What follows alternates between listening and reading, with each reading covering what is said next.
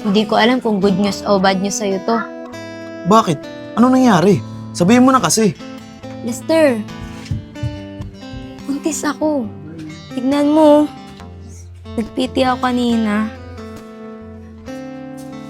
Talaga? Buntis ka na? Bakit dito mo naman ako dinala sa bahay namin? Baka kasi biglang dumating si nanay at mga kapatid ko kaya dito kita dinala. Totoo ba yung sinasabi mo, Kian? Buntis ka? Oo, Lester. Buntis ako. Talaga ba? Buntis ka? Magiging tatay na ako! Yes! Magiging tatay na ako! Bakit parang masaya ka pa? Alam mo, nag-aaral pa ako, di ba? Paano yung pag-aaral ko? Sigurado akong hindi matatanggap ni nanay at tatay to. Di ba sinabi ko naman sa'yo, paninindigan kita kahit anong mangyari? Ken, magsama na lang tayong dalawa. Lester, bata pa ako. 16 pa lang ako. Paano kung magalit si nanay at tatay sa atin at sampahan ka ng kaso? Tagal mo lang din na uuwi dito ah. Bakit biglaan naman yata? Gabing-gabi na ah. Anong ginagawa mo dito? Ate Che, dediretsuhin na kita. Nagtaka na po kasi kami nitong girlfriend ko Baka naman po may pwede kaming tuluyan dito. Naku Lester, alam mo naman marami tayong kamag-anak. Tsaka hindi naman tayo mayaman. Yung lupang iniwan ni Lola, dito na tumira yung mga kamag-anak natin.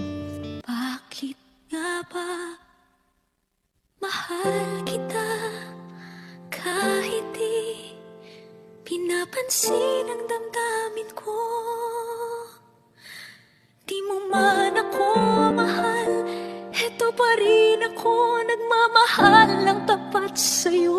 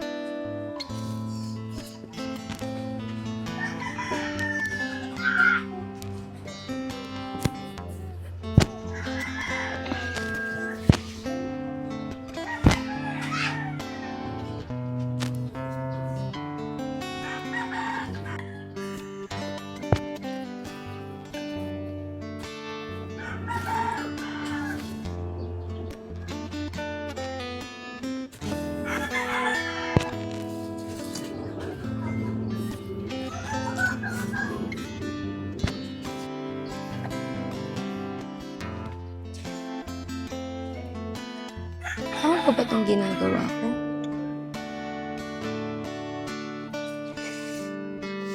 Umuwi na lang kaya ako sa amin. Kaso, baka hindi na ako tanggapin nila ng nanay at tatay. Kasi, nasira ko na yung tiwala nila sa akin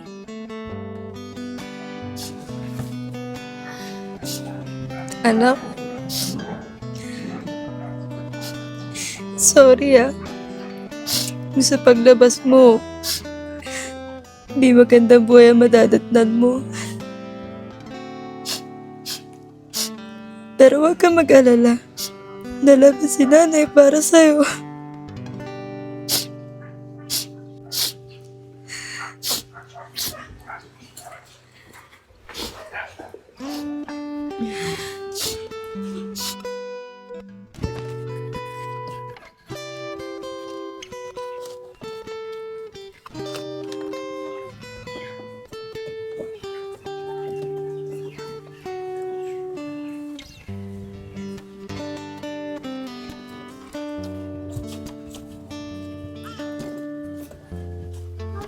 Uy, Insan!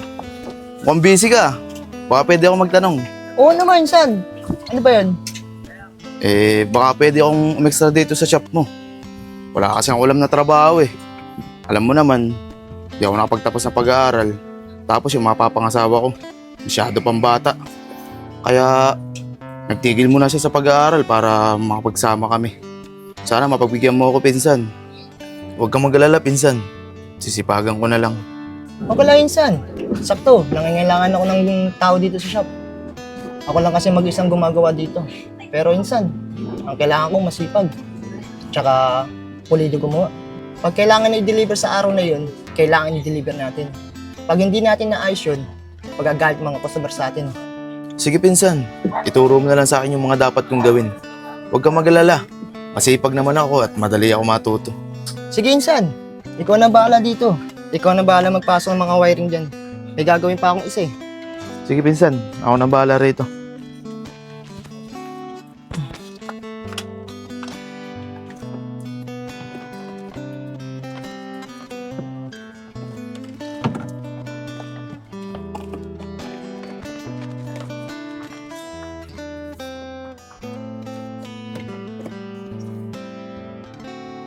Mama, ba't ganun yung kasamang babae ni Kuya Lester?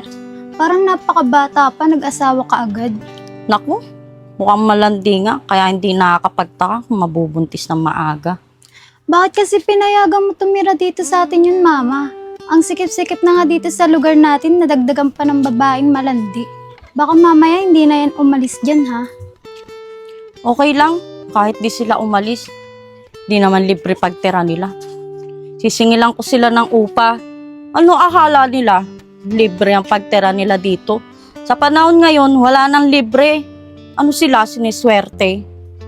Ma, pag hindi nagbigay ng upa yung mga yan, palayasin mo na dito yan, ha? Medyo naiirita kasi ako sa babaeng yun. Akala mo naman maganda. Eh mukhang malandi naman. Naku, ewan ko ba dyan sa pinsan mo si Lester? San-san na lang pumupulot ng babae. Siguro bayaran yun. Eh, na-disgrasya niya. Kaya inuwi niya dito. Siguro tama ka nga, Ma. Babaeng bayaran yun. Kasi kung matinong babae yun, hindi yung makikipagtanan. Grabe naman po kayo makapanghusga. Eh, hindi niyo pa nga po ako kilala eh. At unang-una sa lahat, hindi po ako bayarang babae. Sa katunayan po niyan, nag-aaral pa po ako. Di po ako nabuntis ni Lester dahil bayaran akong babae, kundi dahil nagmamahalan po kami. Ano pinagsasabi mo? Chismosa ka rin eh, no? Di ka naman kinakausap, sabat ka ng sabat. Narinig ko po yung pinag-uusapan niyo tungkol sa akin. Sabi niyo po, kung saan-saan lang ako napulot ni Lester at mukha akong bayarang babae. Eh bakit? Totoo naman na, mukha kang babaeng bayaran. Kababata mo pa, nagpabuntis ka kaagad. Anong gusto mong maging tingin namin sa'yo? Babaeng birhen? Wala naman po akong sinabing ganyan eh. Bahala na po kayo kung anong gusto niyong isipin sa akin. Bait-baitan, pa-inosente. Tignan mo mamaya pag uwi niyan sa bahay kung ano-ano nasasabihin niyan sa atin. Huwag kang mag-alala, Ma. Hindi yan magtatagal sa atin.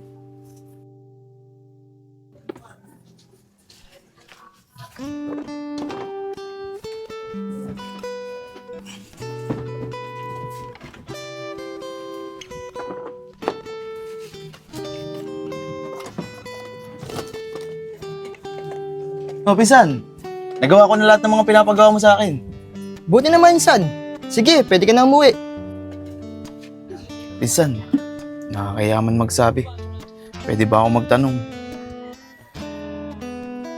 Pwede ba akong bumali kung okay lang? Wala kasi kaming kakainin eh.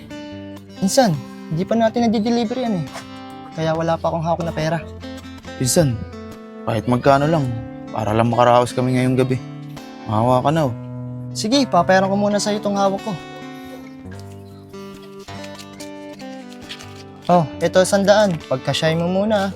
Pinsan, salamat dito ah. Una na ako. Yun, may pambili na kaming pagkain.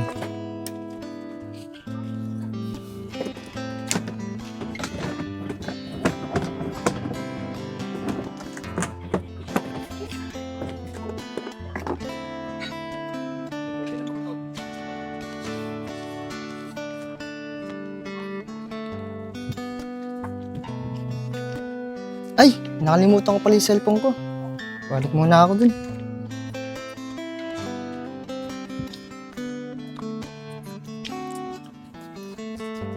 Kuya, nandiyan pa po ba si Lester? Nako, wala na, umalis na. Ay, ganun po ba? Sige po, salamat. Saan kaya yun?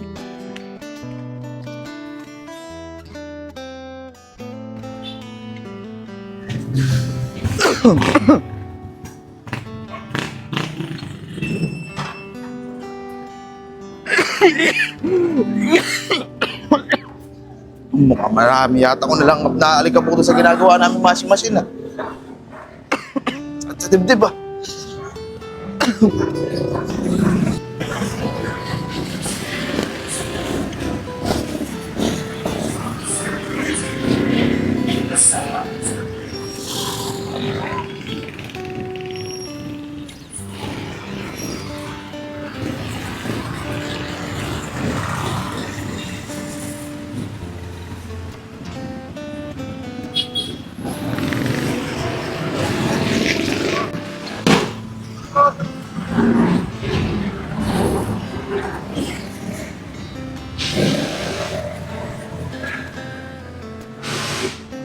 Pabili po. Pandesal. 50 pesos po na pandesal.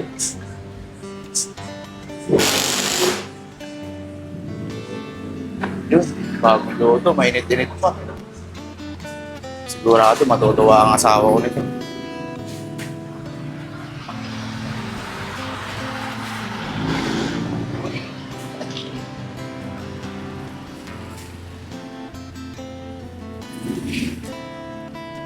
Thank you po, ate.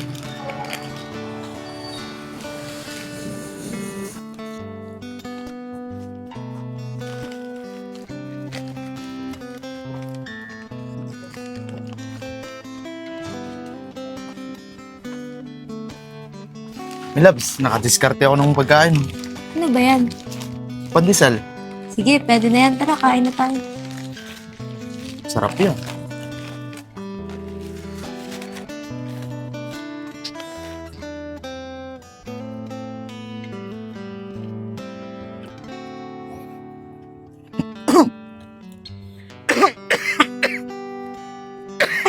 Ano nangyari sa'yo? Ayos ka lang ba? Siguro nasobrahan ka lang sa pagod kanina. Magpahinga ka na maaga ah. Sige, my loves. Konting pahinga lang to.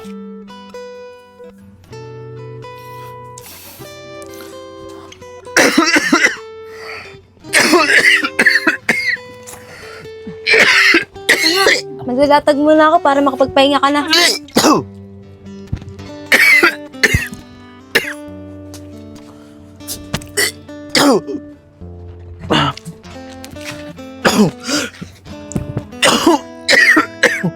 Ito ah, may ka.